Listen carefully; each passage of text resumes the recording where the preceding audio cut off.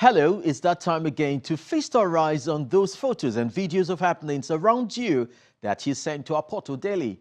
Do keep them coming. This week, Ogun State government proves commitment to tackle erosion menace in the Owa riverbank area of Ijebu-Ode. Kujore Street residents in Ojota say their relationship with the Ikeja Electric has become quite caustic to them.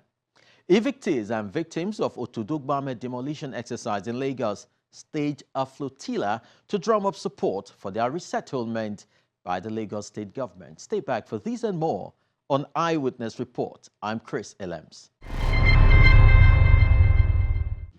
The ghost of the demolished Otodo Gbame community appears restless, and it seeks a resting place which the evictees believe their government, that is the Lagos state government, can provide.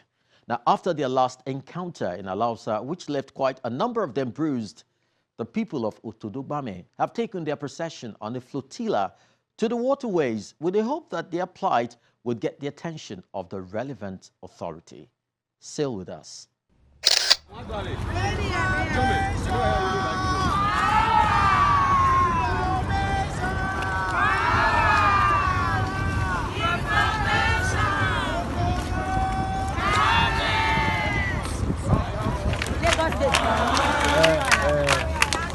By the waters of Lagos, there they sat and sang when they remembered what once was their habitat.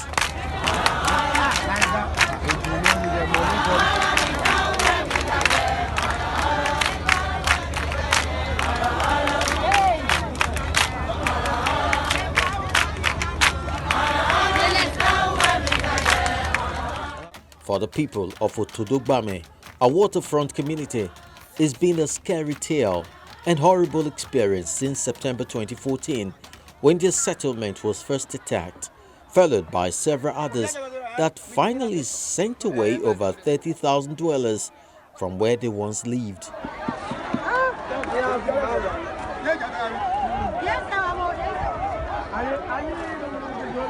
On how they've been surviving since the final invasion in March and April of 2017, one of their youth leaders speaks with us.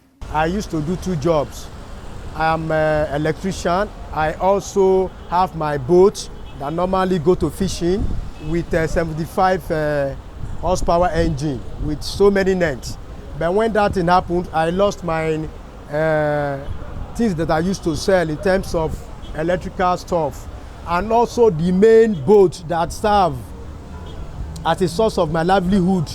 Because if I go to fishing, I used to bring fish to my family, they eat, and I sell the remaining one. So there was enough money then. But now everything was lost. No means of livelihood. At the start of their predicament, they were sheltered by neighboring waterfront communities with the hope they would be resettled soon by the Lagos state government.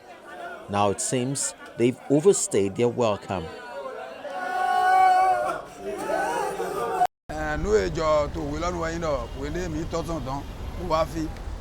been very terrible for us since we were evicted. The people who took us in are really stressed out and resources are overstretched. They don't want us out as we have become a burden to them. Some of our people now sleep in their boats. We need help. We need Governor Ambode to come to our rescue.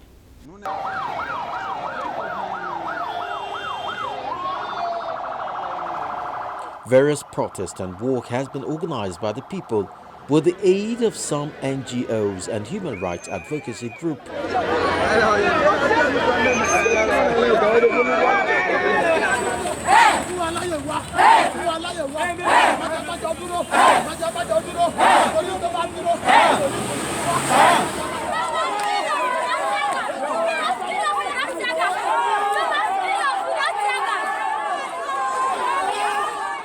The people had gone to court to seek redress, and on June the 21st, 2017, according to Megan Chapman, founder and director of the Justice and Empowerment Initiative Nigeria, they got an unprecedented ruling.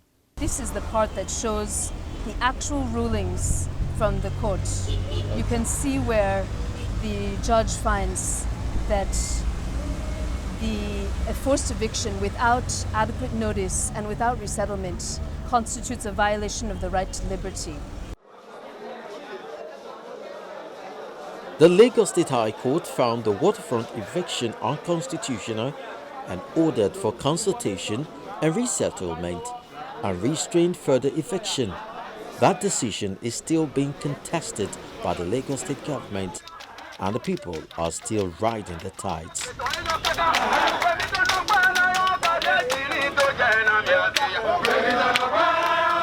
Besides the court judgment, the second issue is that the government actually went on its own voluntarily before this judgment to promise the people that they would be resettled. They did that after the eviction, when the people went on a peaceful protest during April of 2017. And they actually met the people and they promised them that they would see how to resettle them. And they asked them to bring a list of those people who'd been displaced. And they brought that list. They organized themselves despite the fact that they were scattered across 16 different communities. And up till today, nothing has been done. In an attempt to get the Lagos State government to reach out to them, the people staged a rally in front of the governor's office on the 15th and 16th of November, which, according to one of them, was a sad experience. They demanded to see the governor, but the Commissioner for Special Duties and Intergovernmental Affairs showed up. The most important duty of any government is the protection of lives and property. And in Lagos State, we are irrevocably committed to that. Secondly, let me say that it's on the basis of consideration for human feelings and what the Otodo Gbame people might be going through that we are holding this discussion. We all know clearly, we have lawyers amongst us, if the matter is in court, we ought not to be discussing it. This didn't go down well with the people, who then decided to sleep over. This too was a grave mistake.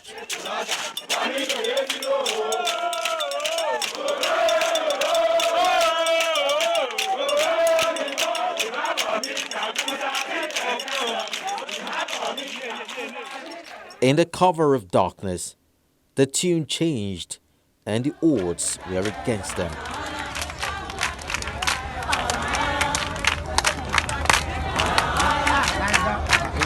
Task force police, they joined it, and the number of the police or the task force around were now much. So I now saw that they were bringing one task force Black Maria, because it has two exits, two entrances from this direction and from the other direction towards us. And I think some other men too were awake then, and we started screaming, Yewalu, Yewalu, which means they've come, they've come. So it's always like an oseku. When you hear that, you need to get up and find your way.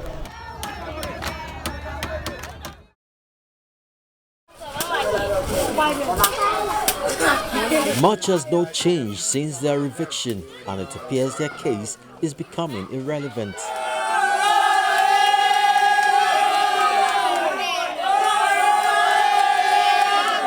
Before they are drowned by the tides that beat against them, they've once again stretched out their hands, hoping someone would notice them and come to their rescue. Until that happens, the story of the ghost of the Otodo Gbame demolition may hang around for much longer, staring us in the face.